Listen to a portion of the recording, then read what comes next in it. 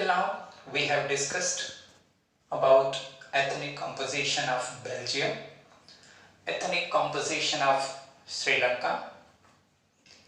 We have seen how Sri Lanka has done the division. We have seen how Belgium has done the division. Now we are going to move further with the new topic, that is majoritarianism. This is in context with Sri Lanka. As you all know, Sri Lanka got independent in the year 1948. We can say 1 year after we got independent, that is our country. Then later on, they started practicing majoritarianism. The word itself said majority. So it means where majority believes that they can rule in whatever manner they want by disregarding the wishes, the desires of the minority. Simple words में कहें तो majority को minority की कोई परवाह नहीं होती है. उनका मानना होता है वो जिस प्रकार से चाहें रूल कर सकते हैं. Under this, they started a preferential policy, which we call it as Act of 1956. Now, what was this Act of 1956? Let's see. According to this Act,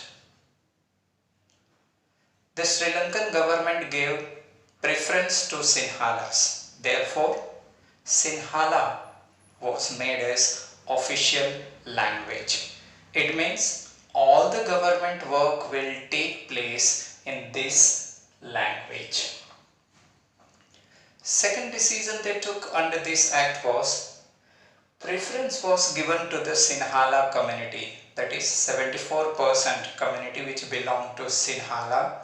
They will get first priority in government job and in education. And finally the third one, they only promoted or fostered one religion, that is Buddhism. When we compare Sri Lanka with India, in our country all the religions are given equal respect, but in Sri Lanka Buddhism is only given the motivation, or the promotion is done of only this religion. Now, what was the reaction once this act was done? How did the Tamils reacted to this? So we are going to learn about that. The next topic is demands of Tamils. When Act of 1956 was passed, the Tamils were not happy with that. Therefore, there was protest all over the country.